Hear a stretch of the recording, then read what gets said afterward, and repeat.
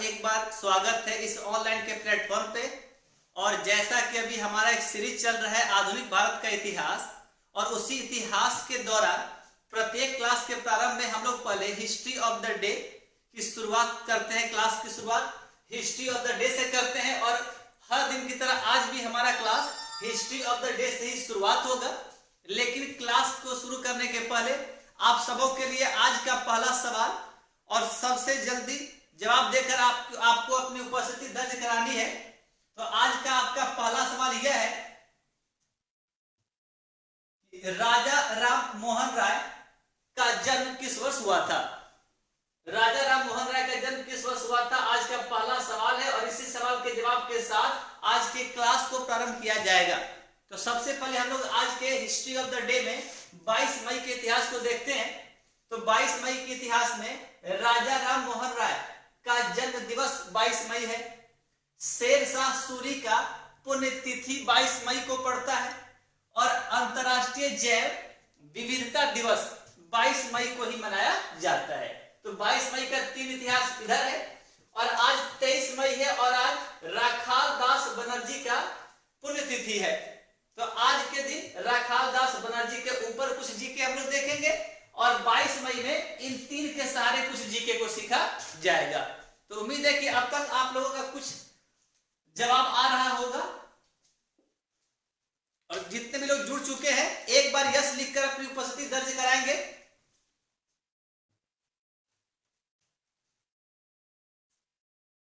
Rukmini good evening, Rambhushan Prajapati good evening. बिल्कुल रामभूषण जी करने के शेयर कर दिए हैं। बिल्कुल आप जितने भी लोग जुड़ चुके हैं एक एक शेयर जरूर करें आप सभी। विकास यादव कर रहे हैं, आर्य समाज कुछ लिख रहे हैं। सालू सैंकी का जवाब, प्रिया सिंह का जवाब आते हुए अमृता कुमारी गुड इवनिंग, अंजलि का जवाब, प्रिया सिंह का भी जवाब, अमन जायसवाल का जवाब, मंजीत बता रहे कि उपस्थित है, रुक्मिणी का भी जवाब आते हुए, नीरज गुड इवनिंग, लता कुमारी गुड इवनिंग, अभी पांडे का भी जवाब आते हुए,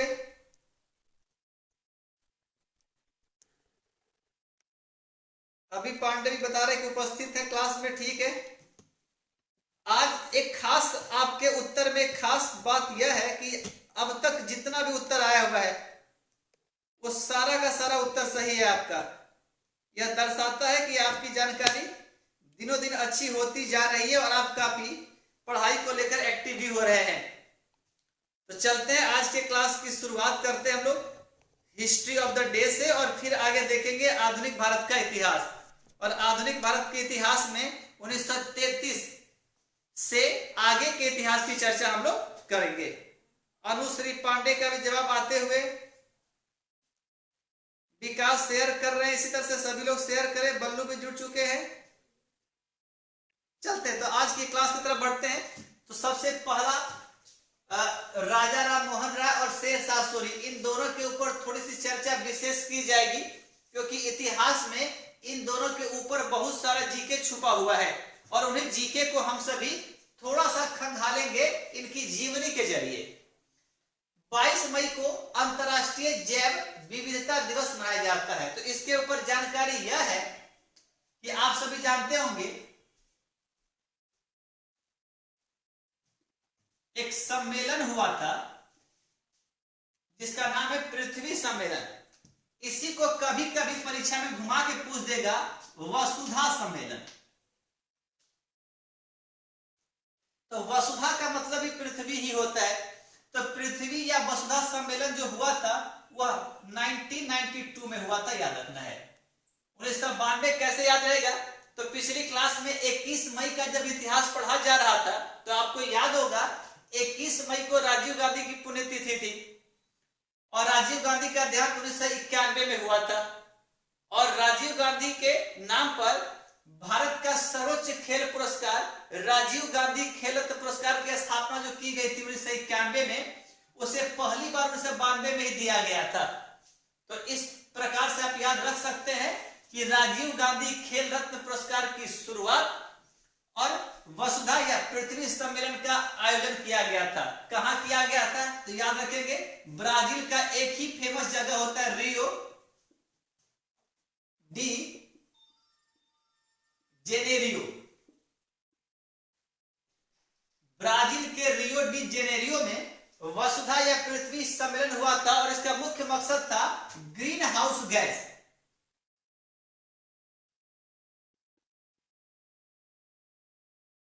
ग्रीन हाउस गैस को कम करना, ताकि पृथ्वी के तापमान को कम किया जा सके। और इस ग्रीन हाउस गैस की जब बात की जाती है तो जो प्रमुख ग्रीन हाउस गैस है उसमें सबसे पहले आता है जलवाष्प, फिर CO2 आप कह सकते हैं, फिर CH4 methane, N2O nitrous oxide जिसे लाफिंग गैस भी कहा जाता है। तो कम से कम इतना आप जरूर याद रखें कि इन सभी को ग्रीन हाउस गैस या ग्लोबल वार्मिंग गैस भी कहा जाता है, क्योंकि इनकी उपस्थिति से पृथ्वी का जो औसत तापमान है वह बढ़ता है, इसीलिए इन्हें ग्रीन हाउस गैस कहा गया है। इन्हीं ग्रीन हाउस गैसों के उत्सर्जन में कमी करने के लिए रियो डी जेनेरियो में पहली बार पृथ्वी सम्मेलन बुलाया गया था 1992 में। और इस पृथ्वी सम्मेलन को जो भी इसकी रिपोर्ट तैयार हुई थी उस पर हस्ताक्षर हुआ था 29 दिसंबर 1993 में। 29 दिसंबर 1993, और इसी 29 दिसंबर को घोषित किया गया था 93 से अंतरराष्ट्रीय जैव विविधता दिवस। तो एक सवाल यहां यह आता है कि जैव विविधता होता क्या है? तो इसका इंग्लिश होता है, जैव का इंग्लिश होता है बायो, और विविधता का होता है डाइवर्सिटी, और बायो का मतलब जीव होता है। तो जीवों में पाई जाने वाली विविधता को ही जैव विविधता कहा जाता है। चूंकि भारत या विश्व के अलग अलग स्थानों का जो जलवायु होता है वो अलग अलग होता है, और अलग अलग जलवायु में अलग अलग जीव जंतु या पेड़ पौधे पाए जाते हैं। तो इन्हीं जीवों के अंदर जो वैरायटी होती है उसी को जैव विविधता कहा जाता है। 29 दिसंबर 1993 में पहली बार अंतरराष्ट्रीय जैव विविधता दिवस मनाया गया था। तारीख याद रखेंगे, 29 दिसंबर का दिन था, और यह 1993 से लेकर 2000 तक अंतरराष्ट्रीय जैव विविधता दिवस 29 दिसंबर को मनाया जाता था। तो यहां से एक सवाल निकलता है कि अंतरराष्ट्रीय जैव विविधता दिवस पहली बार कब मनाया गया? 1993 में, अर्थात पृथ्वी सम्मेलन के ठीक अगले साल। और कब तक मनाया गया? 29 दिसंबर को 2000। और फिर यहां से 2001 से याद रखना है कि 2001 के बाद नहीं बोलेंगे, से बोलेंगे। 2001 से 22 मई को अंतरराष्ट्रीय जैव विविधता दिवस मनाया जाता है। तो यदि वर्तमान में पूछे सवाल कि अंतरराष्ट्रीय जैव विविधता दिवस कब मनाया जाता है, तो आंसर करना है 22 मई। यदि ऑप्शन में दोनों दे दे तब भी करना है 22 मई, और यदि ऑप्शन में दोनों में से कोई एक दे तो आप आंसर कर देंगे जो दिया हुआ रहेगा। तो इस प्रकार से अंतरराष्ट्रीय जैव विविधता दिवस का कुछ इतिहास रहा। एक सवाल पूछता है कि प्राय हम जब दिवस पढ़ते हैं तो दिवस में थीम के ऊपर सवाल पूछा जाता है कि 2020 में जो अंतरराष्ट्रीय जैव विविधता दिवस मनाया जा रहा है इसका थीम क्या है? इसका थीम है our solutions are in nature. हमारे समाधान प्रकृति में है, यानी हमारा समाधान प्रकृति में है, याद रखना है। यही 2020 के अंतरराष्ट्रीय जैव विविधता दिवस का थीम है। अब यहां से एक सवाल और एक्स्ट्रा निकलता है कि भारत में जैव विविधता को लेकर हॉट स्पॉट कहां है? भारत में जैव विविधता को लेकर कितने हॉट स्पॉट हैं? और बहुत बार परीक्षा में पूछा गया। हॉट स्पॉट का मतलब होता है कि भारत का वह प्रमुख स्थल जहां जैव विविधता सबसे अधिक पाई जाती है। तो दो जगह याद रखना है आपको इसमें से हॉट स्पॉट में, एक पश्चिमी घाट,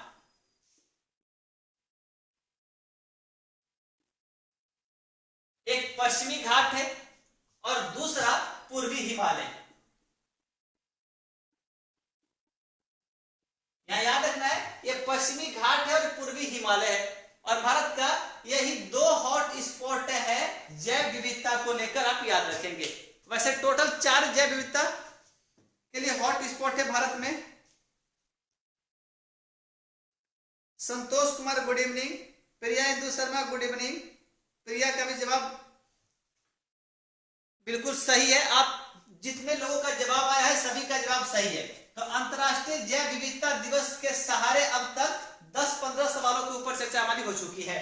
अब आप इसका स्क्रीनशॉट ले लें, आगे चलते हैं हम लोग।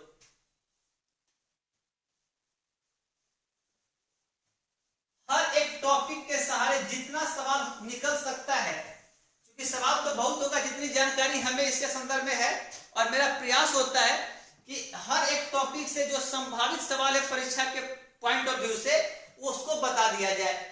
वैसे तो परफेक्ट हम भी नहीं है, बट प्रयास यही रहता है कि सारे प्रश्नों तक एक बार पहुंच जरूर बन जानी चाहिए हमारी। अब दूसरा डिटेल देख लेते हैं थोड़ा। राखाल दास बनर्जी का 1930 ईस्वी में 23 मई के दिन निधन हुआ था। इनको शामिल करने का मकसद यह है कि यह एक पुरातत्ववेत्ता है।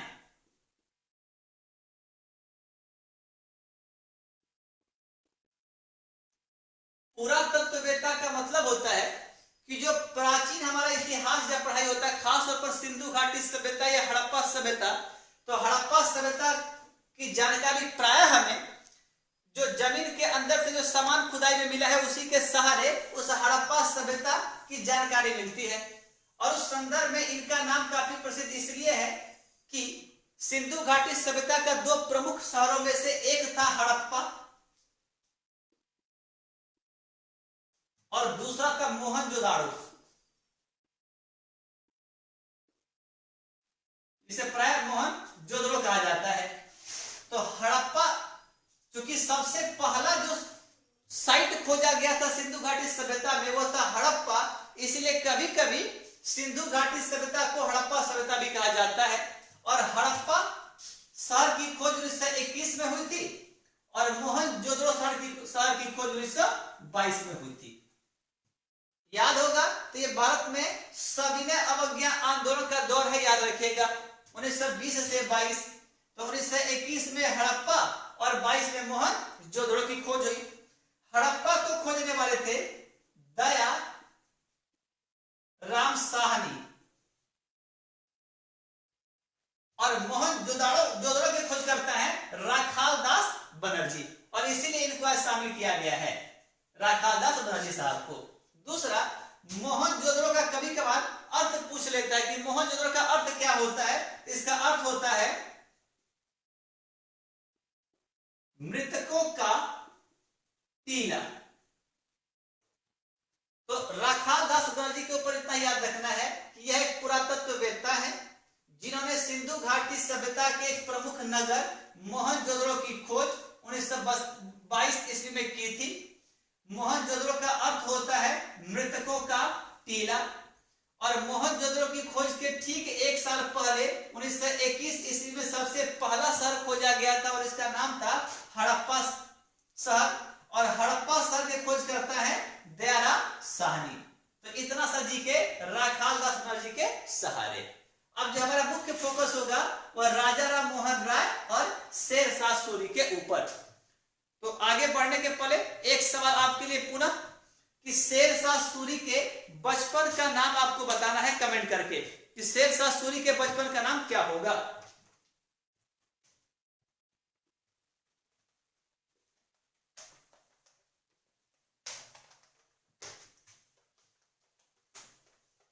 शेरशाह सूरी के बचपन का नाम कमेंट करके आप बताएं।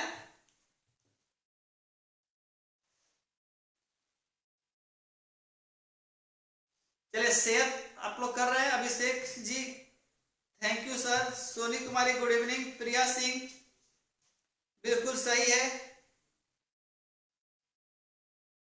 वाह, अंजलि चौबे का कुछ जवाब आते हुए एम राजवीर भी जुड़ चुके हैं।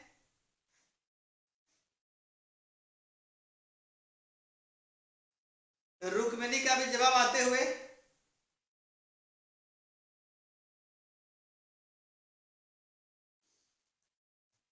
बिल्कुल सही है। बल्लू बिल्कुल सही। क्या बात है, अब तो आपका आंसर गलत भी नहीं हो रहा आप सबों का। चलते हैं, क्लास को आगे बढ़ाया जाए। इरशाद आलम, सत्यम कुमार, कौशल, सालू सैंकी, मुकेश कुमार, सभी का आंसर बिल्कुल सही है। फरीद खान। चलते हैं आगे। और क्लास के वक्त आप हमेशा तैयार रहे, आपके लिए हमारे पास हर वक्त एक जीके होगा। विवेक गोस्वामी, हेलो सर जी, हेलो। और जीके जब पूछा जाए तो देखा यही जाएगा कि सबसे पहले सबसे तेज किसका जवाब आता है। अमृता आपका भी सही है, आद्या खा का भी गुड इवनिंग कर रहे हैं, ठीक है। एम राजवीर आपका यहां से बिल्कुल सही है। सत्यम कौशल का भी सही है, आद्या खां का भी सही है।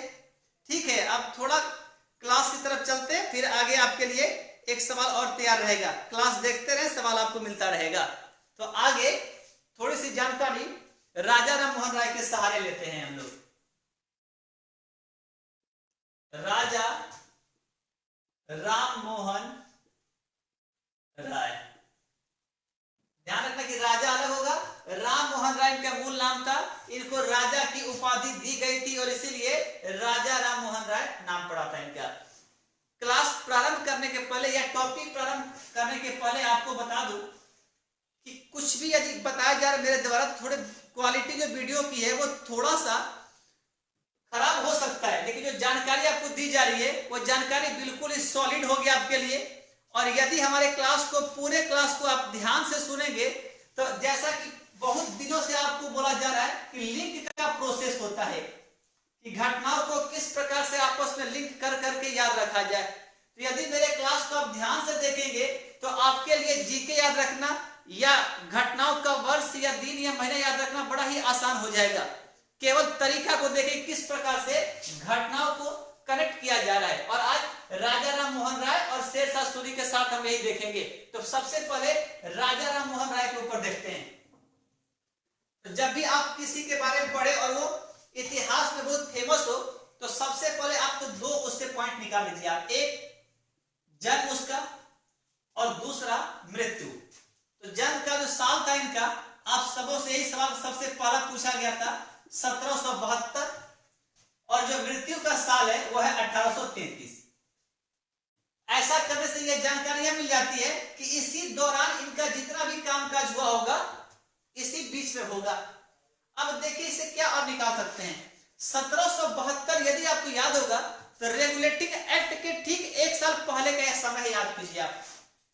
और जैसे ही आपको रेगुलेटिंग एक्ट याद आएगा,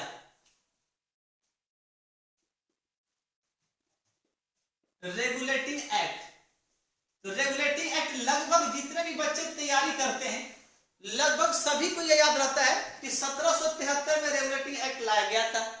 और यदि गवर्नर का नाम पूछ देंगे तो वो और आसान आपके लिए होगा। क्या था? वारेन हेस्टिंग्स, जो कि 1772 में बंगाल के गवर्नर बने थे। और 1772 से लेकर 1785 तक बंगाल के गवर्नर रहे थे। लेकिन 73 के रेगुलेटिंग एक्ट के बाद पोस्ट बदल दिया गया था और 74 से 85 तक बंगाल के गवर्नर जनरल का पदभार संभाला था वारेन हेस्टिंग्स ने। तो अब यह बात दिमाग में बैठ गई है कि राजा राम मोहन राय का जन्म और वारेन हेस्टिंग्स का बंगाल का गवर्नर बनना, और राजा राम मोहन राय के जन्म के ठीक अगले साल रेगुलेटिंग एक्ट का आना। इतनी सी भूमिका तो तैयार हमारी हो चुकी है अब तक। अब आगे 1833 जैसे ही आप देखेंगे तो आप इसके ऊपर 1835 आपको याद आना चाहिए। क्या होगा? तो 1835 में याद होगा कि एक अंग्रेजी को शिक्षा का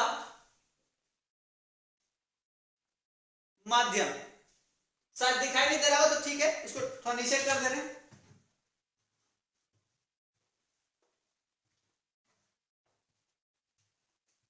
यहां से यहीं से आई ग्रेड किया जाएगा तो 1835 आता है आपके लिए, अर्थात राजा राम मोहन राय की मृत्यु के 2 साल बाद।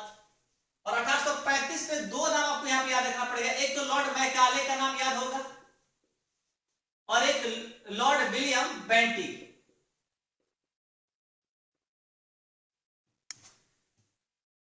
लॉर्ड मैकाले की सलाह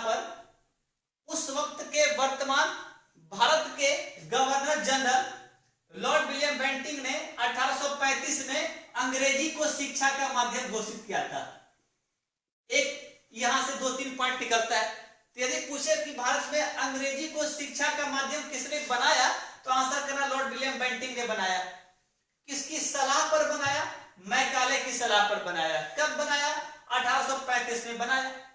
अब लॉर्ड विलियम बेंटिंक, जैसे ही किसी गवर्नर का नाम आए उसका कार्यकाल हमारे दिमाग में बैठना चाहिए, और इसका कार्यकाल है 1828 से 1835, क्योंकि इसी के बेंटिंक के दौरान याद होगा तो 1833 का चार्टर एक्ट लाया गया था, और बंगाल के गवर्नर जनरल को पूरे भारत का गवर्नर जनरल घोषित किया गया था। तो ये पॉइंट बनकर तैयार हो गया। अब देखा जाए, जन्म के समय वारेन हेस्टिंग्स, कार्यकाल तैयार है। मृत्यु के वक्त विलियम बेंटिंक, कार्यकाल तैयार है। अब विलियम बेंटिंक का जैसे ही नाम आएगा तो फिर सती प्रथा, ठगी प्रथा, सारा कुछ दिमाग में आने लगेगा। और सती प्रथा, ठगी प्रथा को समाप्त करने के पीछे राजा राम मोहन राय का हाथ है। इनके सुझाव पर लॉर्ड विलियम बेंटिंक ने दोनों प्रथाओं को खत्म किया था भारत से। तो एक विस्तृत माइंड में हमारा बैठ चुका है कि इसी बीच में राजा राम मोहन राय का पूरा इतिहास चलेगा। अब आगे आते हैं और क्या कनेक्ट कर सकते हैं, तो अब आते हैं इनके जन्म पे। साल के सहारे इतनी सी घटनाओं तक पहुंचे। अब जन्म हुआ कब था, तो 22 मई, और मृत्यु किस तारीख को हुई थी, 27 सितंबर। अब राजा राम मोहन राय का जन्म किस तारीख को हुआ, मृत्यु किस तारीख को हुई, बिल्कुल भी आवश्यक नहीं है, परीक्षा में पूछता ही नहीं है। तो फिर सवाल यह आप पूछ सकते हैं कि आखिर में इनकी तारीखों की चर्चा क्यों की जा रही है। अब देखा जाए, कनेक्ट किया जाए कैसे, तो इनके डेट और मंथ से कनेक्ट किया होता है कि 22 मई को अभी जस्ट पढ़ा गया है, अंतरराष्ट्रीय जैव विविधता दिवस। अर्थात राजा राम मोहन राय के जन्मदिन पर यह मनाया जाता है, जस्ट लिंक के सहारे कनेक्ट करना इसे। और 27 सितंबर याद होगा तो आंसर होता है अंतरराष्ट्रीय पर्यटन दिवस।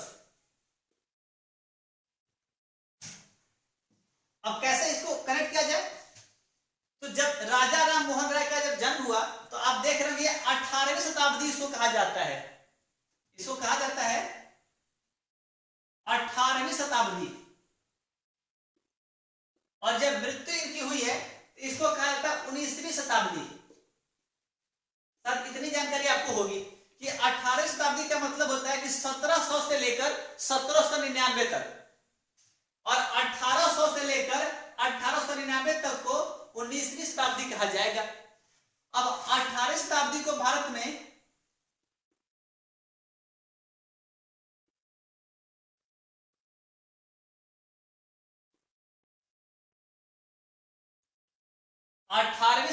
भारत में अंधकार युग या डार्क एज के नाम से जाना जाता है, और 19वीं शताब्दी को भारत में पुनर्जागरण का काल माना जाता है। पुनर्जागरण याद रखना यहां पर,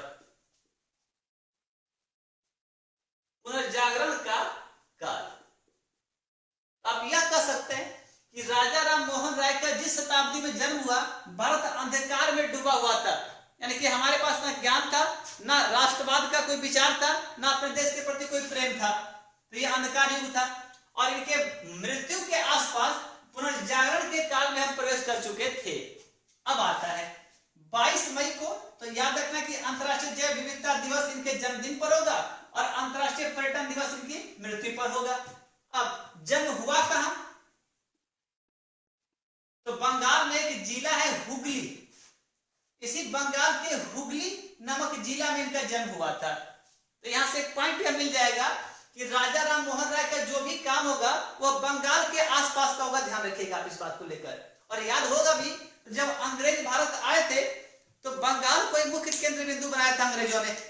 तो यदि सवाल कहीं पूछा गया कि सती प्रथा को जो समाप्त किया गया था भारत में, तो सबसे पहले कहां किया गया था, कब किया गया था सबको पता है, लेकिन यदि पूछ दे कहां किया गया तो याद रखना है सबसे पहले बंगाल में किया गया था। हुगली मतलब बंगाल।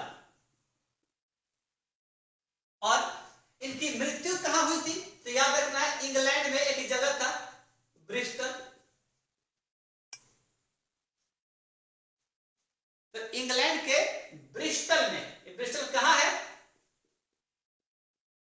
तो इंग्लैंड में। अब देखिए कनेक्ट कैसे करेंगे, क्योंकि अंधकार युग से हमें बचाने आते हैं, इनका जन्म होता है, तो इसलिए जन्म के समय याद रखें जैव विविधता दिवस हो गया। और चूंकि मरण के समय इंग्लैंड की यात्रा पर है, तो यात्रा से आप कनेक्ट कर लेंगे पर्यटन दिवस को, तो यहां से 2-3 पॉइंट आपका निकल गया। यह बहुत बार पूछा गया कि राजा राम मोहन राय की समाधि कहां है, तो इंग्लैंड के ब्रिस्टल में है। इसके पीछे भी हम चलेंगे। अब आता है राजा राम मोहन राय को क्या कहा जाता है, तो सवाल बनता है आधुनिक भारत का पिता या भारतीय पुनर्जागरण का पिता या भारतीय पत्रकारिता का जनक या नवजागरण का अग्रदूत। ऐसे करके बहुत सारा उपनाम इनको दिया गया है। सबसे पहला क्या, आधुनिक भारत का पिता किसे कहा जाता है, राजा राम मोहन राय को। और राजा राम मोहन राय को कोड में लिख सकते हैं RRMR। दूसरा, भारतीय पुनर्जागरण का पिता किसे कहा जाता है, राजा राम मोहन राय। भारतीय पत्रकारिता का जनक पूछे, राजा राम मोहन राय। नवजागरण का अग्रदूत या नवजागरण का तारा पूछे, राजा राम मोहन राय। तो इस प्रकार से इनको कुछ उपाधि दी गई है, याद रखना है। आगे अब इनसे जो मुख्य सवाल जुड़ा हुआ रहता है वो जुड़ा हुआ रहता है कि ब्रह्म सभा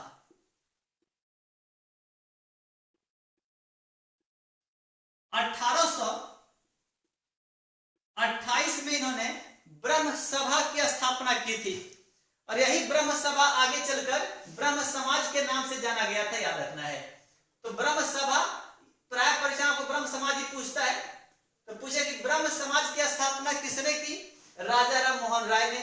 कब की, 1828 में। और फिर यहीं से 1829 और 1830 पे जीके बनता है। सती प्रथा और ठगी प्रथा। भारत में सती प्रथा का अंत किसने किया या ठगी प्रथा का अंत किसने किया, तो आंसर होगा लॉर्ड विलियम बेंटिंक ने किया था। किसके सहयोग से किया था, राजा राम मोहन राय का नाम आएगा, यानी कि इनका सहयोग था। समाप्ति पूछेगा तो आपको आंसर करना लॉर्ड विलियम बेंटिक। और थोड़ा ट्विस्ट और घुमा देगा तो क्या हो जाएगा कि सती प्रथा जब 1829 में समाप्त किया गया था तो कहां से किया गया था, तो आंसर होगा बंगाल में। और एक बार परीक्षा में पूछ लिया कि मद्रास में सती प्रथा को कब समाप्त किया गया, तो हमारा प्राय अधिकांश बच्चों ने 1829 ही आंसर कर दिया था। तो अगले साल याद रखना है 1830 में सती प्रथा को मद्रास से भी समाप्त किया गया था। सती प्रथा के पीछे, सती प्रथा का मतलब होता है कि यदि किसी औरत का पति मर जाता है तो उस मृत शरीर के साथ जीवित महिला को भी जला दिया जाता है, और इसी को सती प्रथा नाम दिया गया था। और राजा राम मोहन राय का ध्यान सती प्रथा की तरफ इसलिए पड़ा कि जो इनके बड़े भाई थे, तो उनकी बड़े भाई की मृत्यु के बाद उनकी भाभी को भी जिंदा जला दिया गया था। और उसी समय राजा राम मोहन राय ने शपथ ली थी कि भारत से सती प्रथा को समाप्त करके ही रुकेंगे, और इन्हीं के प्रयासों से लॉर्ड विलियम बेंटिक ने भारत से सती प्रथा को समाप्त किया था। वैसे कहा जाता है कि राजा राम मोहन राय की 3 शादियां हुई थी, उसके बावजूद भी इन्होंने स्त्रियों के लिए, महिलाओं के लिए काफी प्रयास किया, काफी काम किया। और सती प्रथा या ब्रह्म समाज की जो स्थापना की थी इन्होंने, तो ब्रह्म समाज में याद रखना है कि मूर्ति पूजा का यह घोर विरोधी रहे हैं राजा राम मोहन राय। मूर्ति पूजा का एकेश्वरवाद के समर्थक है, लेकिन मूर्ति पूजा के विरोधी हैं।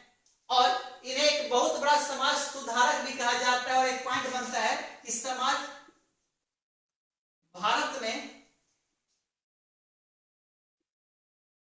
सुधारों का अग्रदूत।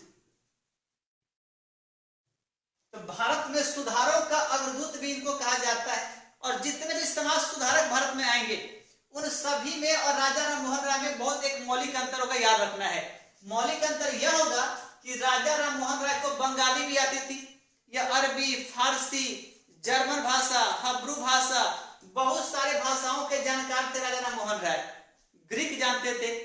तो लेकिन राजा राम मोहन राय का जो शिक्षा था, इन्होंने जो शिक्षा दी थी तो हमेशा जोर दिया करते थे कि भारतीयों को अंग्रेजी या पाश्चात्य शिक्षा देनी चाहिए। और यह सब और समाज सुधारकों से इसी मामले में यह अलग है। और जो इनके बाद के समाज सुधारक आएंगे उनका जोर होगा कि स्थानीय भाषा, और स्थानीय भाषा के लिए एक वर्ड आता है वर्नाकुलर। तो इनके बाद के समाज सुधारकों का जोर होगा कि हमें स्थानीय भाषा में ही लोगों को शिक्षित करना चाहिए। लेकिन इनका ध्यान था कि नहीं, पाश्चात्य सभ्यता को ध्यान में रखकर ही शिक्षा देनी चाहिए। क्यों? कि जब तक हम विदेशी भाषाओं की किताबों को नहीं पढ़ेंगे तो हमारे अंदर इस अंधकार युग से प्रकाश या पुनर्जागरण की तरफ हम नहीं जा सकते हैं। और इसी को लेकर के इन्होंने पत्रकारिता को भी एक नई दिशा दी थी। और पत्रकारिता में एक पत्रिका निकाली थी, उसका नाम था संवाद कौमुदी।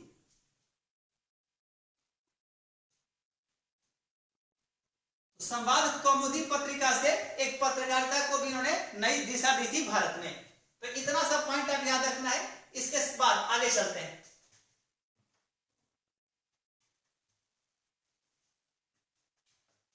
राजा राम मोहन राय, अब आपके लिए सवाल तैयार है कि राजा राम मोहन राय को राजा की उपाधि किसने दी थी? इसका जवाब जल्द से जल्द दीजिए और फिर क्लास को आगे बढ़ाया जाएगा। ये राजा राम मोहन राय को राजा की उपाधि किसने दी थी? देखना यह होगा कि किसका जवाब सबसे तेज आता है। शायद जवाब आना शुरू भी हो गया। रवि का कहना है कि साउंड कम है। अमन जायसवाल का कुछ जवाब आते हुए।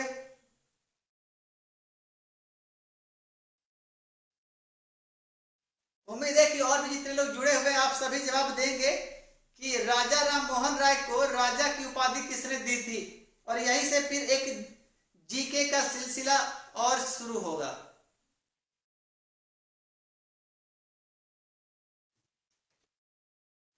आद्या खां का भी कुछ आंसर आते हुए।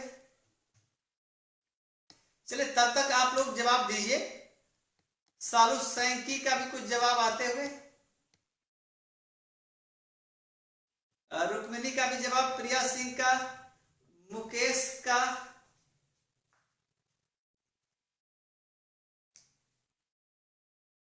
मुकेश का कहना कि महाराजा खेतरी, यानी कि राजस्थान के जो एक महाराजा थे खेतरी, उन्होंने दिया था। तो याद रखना कि विवेकानंद को जो विवेकानंद नाम दिया गया था ना, वह महाराजा खेतरी के द्वारा दिया गया था। अनुश्री पांडे का भी जवाब सही है। चलते हैं अब आगे, थोड़ा आगे के इतिहास की तरफ नजर दौड़ा लें और आगे बहुत सारा जीके मिलेगा और कनेक्शन भी मिलेगा। आगे देखते हैं। अब एक नाम याद रखना, अकबर द्वितीय। केवल आप लोग अकबर नहीं बोलना है, अकबर दूसरे थे, ये अकबर द्वितीय है, याद रखना है। और अकबर द्वितीय जैसे ही नाम आता है तो सबसे पहले इनका कार्यकाल देखा जाए। 1806 से 1837। 1806 से 1837 तक दिल्ली की गद्दी पर जो मुगल सम्राट बैठे थे उनका नाम था अकबर द्वितीय। और इसी अकबर द्वितीय ने, याद रखना है, कि राजा राम मोहन राय को राजा की उपाधि दी थी और इनको इंग्लैंड भेजा था अपना पेंशन लाने के लिए या अंग्रेजों से कुछ अपनी बात रखने के लिए। तो राजा राम मोहन राय को इंग्लैंड किसने भेजा? अकबर द्वितीय ने भेजा। कब भेजा? सवाल यह पूछता है। 1830 में भेजा। अब यहां करेक्शन देखिए, 1828 में ब्रह्म समाज की स्थापना हुई है राजा राम मोहन राय के द्वारा। और स्थापना के 2 साल बाद राजा राम मोहन राय चले जाते इंग्लैंड। और इनके इंग्लैंड जाने के बाद यहां से फिर एक सवाल आता है और यह सवाल थोड़ा टफ होगा। और इस सवाल का जवाब जो भी देगा माना जाएगा कि आज का वही स्टार होगा। सवाल यह है कि 1830 में राजा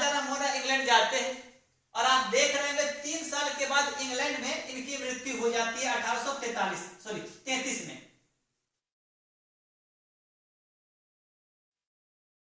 तो इंग्लैंड जाने और इंग्लैंड में इनकी मृत्यु होने तक इस ब्रह्म समाज की कमान किसने संभाली थी, आपको यही बताना है। और परीक्षा में सवाल पूछता है कि राजा राम मोहन राय के बाद ब्रह्म समाज का नेतृत्व किसने किया था। प्रिया सिंह का कहना है कि आंसर स्लो आता है। कोई बात नहीं, जितने भी लोग जवाब दे रहे हैं यह माना जा रहा है कि आप सब चीटिंग नहीं कर रहे हैं और आप अपने मन से जवाब दे रहे हैं। आप लोग शायद आवाज ठीक जा रहा होगा आप लोगों को। इस सवाल का जवाब जो भी देगा आज का वही स्टार माना जाएगा। राजा राम मोहन राय के इंग्लैंड जाने और इंग्लैंड में इनकी मृत्यु तक ब्रह्म समाज का नेतृत्व किसने किया। और यही से जी के निकल जाएगा कि राजा राम मोहन राय की मृत्यु के बाद राजा राम मोहन राय की मृत्यु के बाद ब्रह्म समाज का नेतृत्व किसने किया था। सोनी कुमारी का कुछ आंसर आते हुए, अमन जायसवाल का कुछ आंसर आते हुए, देखा जाए आप में कितना दम है। गर्मी इतनी पड़ रही है यहां पर कि हालत खराब हो जाता है।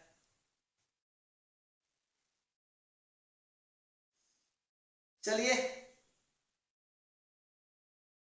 क्योंकि जवाब लेट से आता है तो आपका तब तक वेट कर लिया जाए। आप तब तक जवाब दे, कहानी को आगे बढ़ाते हैं। आप तब तक जवाब देकर बताएं।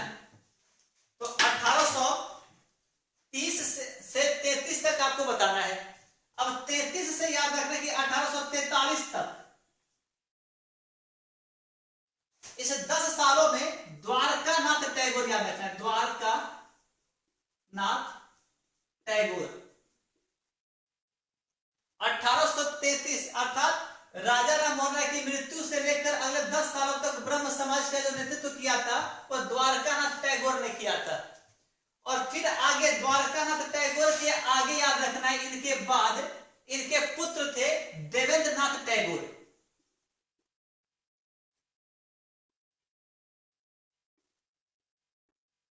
तो देवेंद्र नाथ टैगोर ने संभाला था।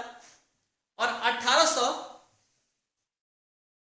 रुक्मिणी का भी कुछ जवाब आते हुए, अंजलि चौबे का, आद्या खां का, एम राजवीर का। देखा जाए, आप जवाब देते रहे, आज का स्टार कौन बनता है देखा जाएगा। द्वारकानाथ टैगोर, टैगोर के बाद इनके पुत्र देवेंद्र नाथ टैगोर ने संभाला और इनके बाद केशव चंद्र सेन का नाम आता है। केशव चंद्र सेन। यहां पर एक काफी रोचक तथ्य है कि 1866 में इन दोनों के मध्य विवाद होने के पश्चात ही ब्रह्म समाज दो भागों में बट गया था। तो इसके ऊपर हम नहीं जाएंगे। तो अब देखा जाए कि राजा राम मोहन राय के इंग्लैंड जाने और इंग्लैंड में इनकी मृत्यु तक किसने ब्रह्म समाज को नेतृत्व प्रदान किया, आपको जवाब देना है। 33 से 43 द्वारकानाथ टैगोर होंगे। द्वारकानाथ टैगोर के बाद इनके पुत्र देवेंद्र नाथ टैगोर होंगे और देवेंद्र नाथ टैगोर के बाद केशव चंद्र सेन होंगे। और इस बीच का जवाब कितने लोगों का अब तक आया हुआ है देख लेते हैं एक बार। चलिए पहले सही आंसर बताते हैं, फिर आज के स्टार की घोषणा हो जाएगी। तो सही आंसर है रामचंद्र विद्यावगीश। रामचंद्र विद्यावगीश इस 3 सालों तक ब्रह्म समाज को नेतृत्व प्रदान किया था रामचंद्र विद्यावगीश ने। और इस हिसाब से जो आज का सही जवाब है वो अंजलि चौबे का है। तो कहा जा सकता है कि आज की स्टार अंजलि चौबे होती है। और अभी स्टार बनने का मौका और भी मिलेगा। आगे जब क्लास बढ़ेगा तो पुनः सवाल पूछा जाएगा और फिर आपको एक बार स्टार बनने का मौका मिलेगा। पहला स्टार तो आज मिल चुका है। तो इतनी सी जानकारी राजा राम मोहन राय के ऊपर आप याद रखना है। अब आगे चलते हैं थोड़ा शेरशाह सूरी की तरफ हम लोग।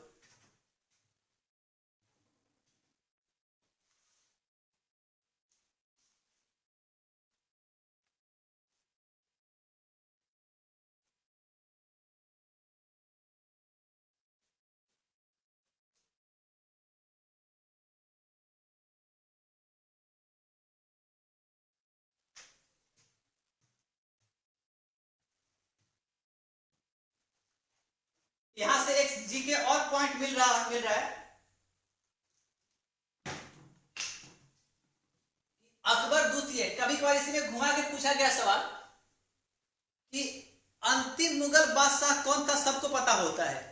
कभी कभी पूछ लेता है कि द्वितीय अंतिम मुगल सम्राट कौन था, तो याद रखना कि अकबर द्वितीय को ही द्वितीय लगा हुआ है याद रखने के लिए कि यह दूसरा अंतिम मुगल शासक था और इसी का पुत्र था जिसका नाम था बहादुर शाह जफर। बहादुर शाह, इसको बहादुर शाह द्वितीय कहा जाता है मूलतः, और चूंकि शेर व शायरी ज्यादा किया करता था इसलिए इसे बहादुर शाह जफर के नाम से भी जाना जाता है। और इसका कार्यकाल देखा जाएगा तो यह 1806 से 37 तक अकबर द्वितीय रहा है और यह 1837 से 1858 याद रखना है। और यही अंतिम मुगल सम्राट के नाम से जाना जाता है, बहादुर शाह द्वितीय या बहादुर शाह जफर। और 58 में इसी को भेज दिया गया था म्यांमार, रंगून, और इसी रंगून में इसकी मृत्यु 4 साल के बाद 1862 में हो गई थी। अर्थात विवेकानंद के जन्म के 1 साल पहले बहादुर शाह द्वितीय की मृत्यु हो गई थी रंगून में। तो अकबर द्वितीय का पिता हुआ और अंतिम मुगल बादशाह हुआ। और अकबर द्वितीय के पहले बात की जाए तो नाम याद रख लेंगे आप लोग शाह आलम द्वितीय का, शाह आलम द्वितीय। अब गौर से देखिए, यहां भी द्वितीय, यहां भी द्वितीय और यहां भी द्वितीय लगा हुआ है। और शाह आलम द्वितीय याद होगा तो बक्सर के युद्ध के दौरान जो त्रिगुट बना था उस त्रिगुट में भी शाह आलम द्वितीय का नाम आता है। तो शाह आलम द्वितीय 1760 बक्सर के युद्ध के 4 साल पहले दिल्ली की गद्दी पर बैठा था शाह आलम द्वितीय। और 1760 से आप देख रहे होंगे अकबर द्वितीय तक 1806 तक दिल्ली की गद्दी पर बैठेगा। तो 1760 से 1806 शाह आलम द्वितीय 17वां शासक माना जाता है आमतौर पर, इसको 18वां और इसको 19वां शासक माना जाता है मुगल शासक, मुगल वंश में। तो शाह आलम द्वितीय 1760 से 1806, अकबर द्वितीय 1806 से 37 और बहादुर शाह द्वितीय 37 से 1858। अब सवाल क्या पूछ लेता है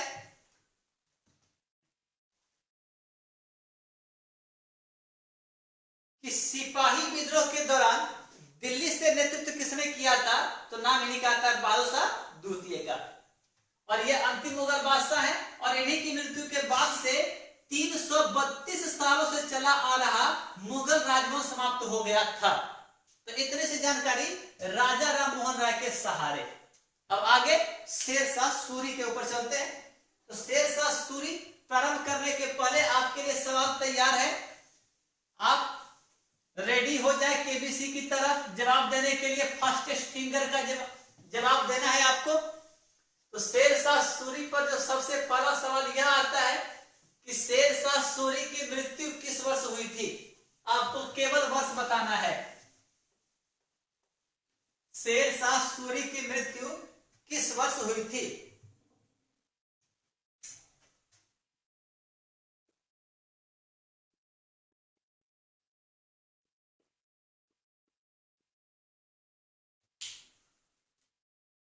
अब जैसा कि हम जानते हैं कि किसी को पढ़ने के पहले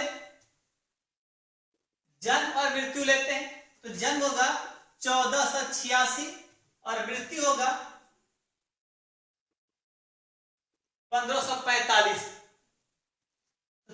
1486 में जन्म और 1545 में शेरशाह सूरी की मृत्यु हुई थी 22 मई को ही, इसलिए 22 मई के इतिहास में इसको शामिल किया गया है।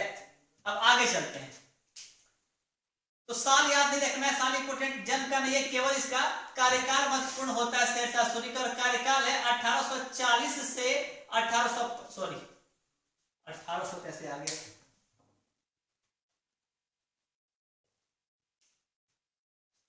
1540 से 1545। प्राय इतिहास में हम 100 या 200 साल आगे बढ़ जाते हैं आसानी से। तो चूंकि हमें पता है कि इस बीच में ही इसका समय रहा हुआ है तो 1800 का भी आने का सवाल यहाँ नहीं पैदा होता है। तो 1540 से 45 तक इसने शेरशाह सूरी ने दिल्ली की कमान संभाली थी। आदिया खां का भी कुछ आंसर है। रुक्मिणी का कहना है कि सर साउंड और पिक्चर साफ नहीं आ रहा है। एक बार यदि साउंड और पिक्चर साफ आ रहा हो तो एक बार यस कह के बताएं आप लोग।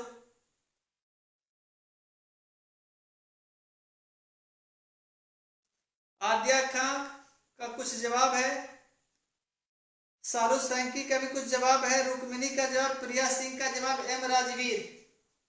एक अतिरिक्त जानकारी ऐड करते हुए सासाराम अर्थात शेरशाह सूरी का मकबरा सासाराम में है, बिल्कुल सही है। यदि पिक्चर और साउंड साफ साफ आ रहा हो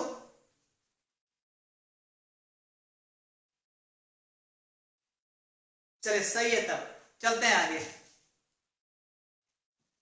तो अब यहां से सीखना यह है कि शेरशाह सूरी के बचपन का नाम था फरीद खां।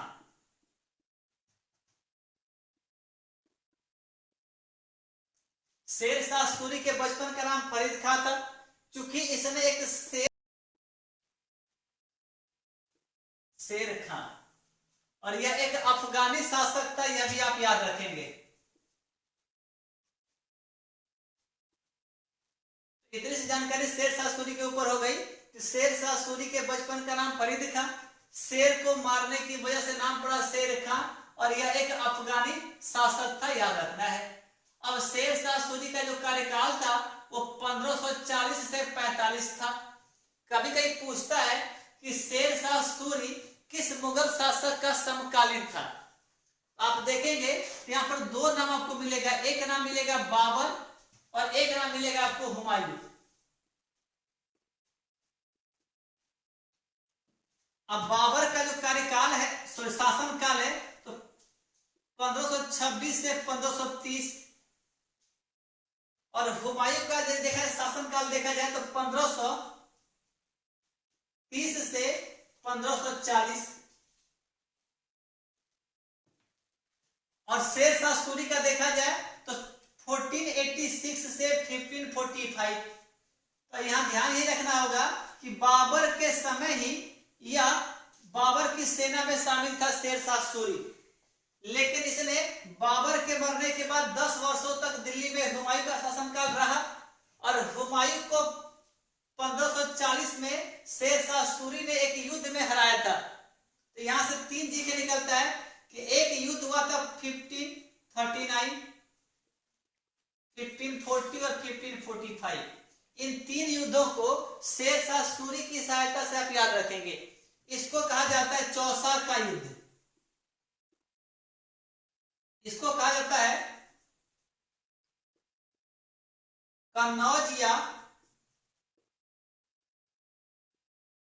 बिलग्राम का युद्ध कहा जाता है। इसे कन्नौज या बिलग्राम का युद्ध, और इसे कहा जाता है कालिंजर का युद्ध।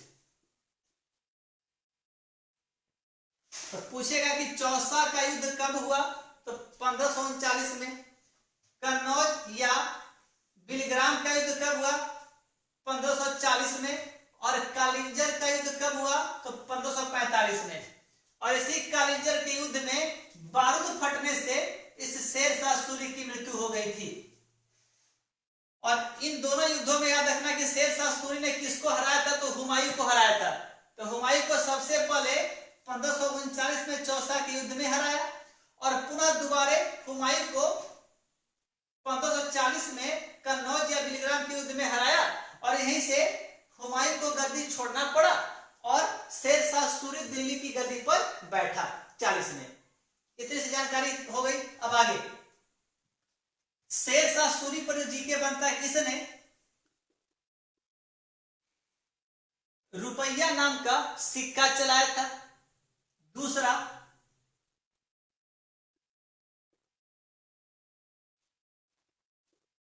पाटलिपुत्र नगर को इसने व्यवस्थित किया, और इसी पाटलिपुत्र को इसने पटना नाम दिया था।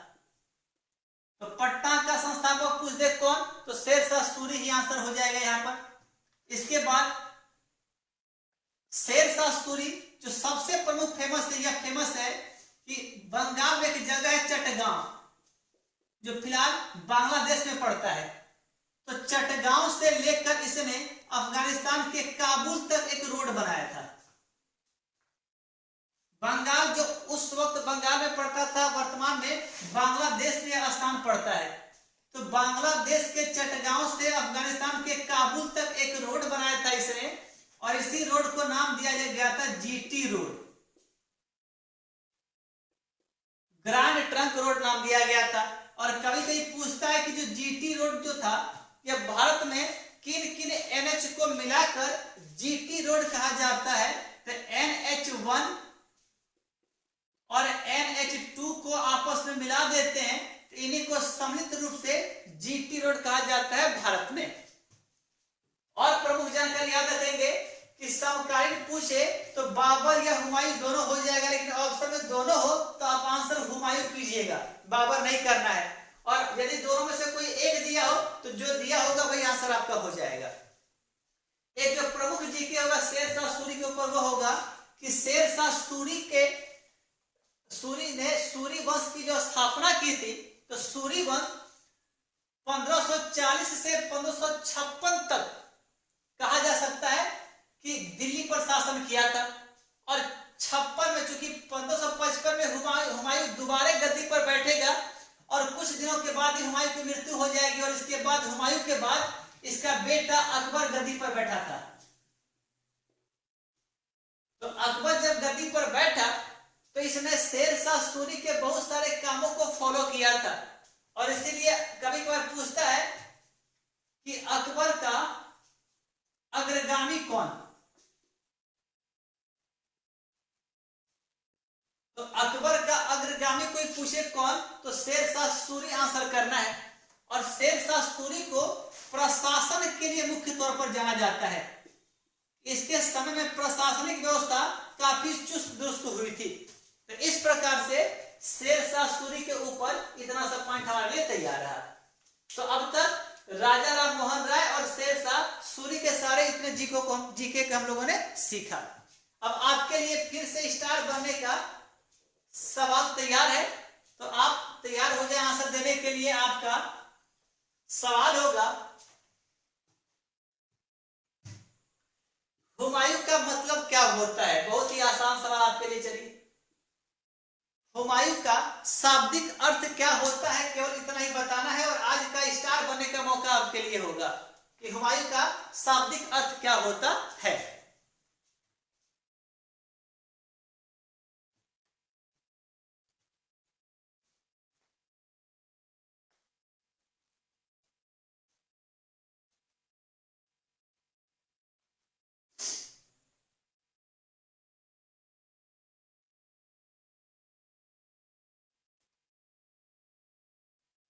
हुमायूं का शाब्दिक अर्थ क्या होता है। वैसे यहाँ 3 नाम लिखा हुआ है, बाबर, हुमायूं और अकबर, तीनों का कुछ ना कुछ अर्थ होता है नामों का।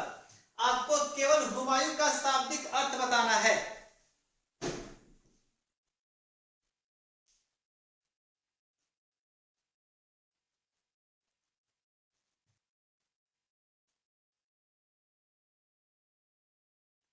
चलिए, आज के दूसरे स्टार मिल गए हैं। अमन जायसवाल, बिल्कुल सही है आपका कि जो हुमायूं का शाब्दिक अर्थ होता है यह होता है भाग्यशाली।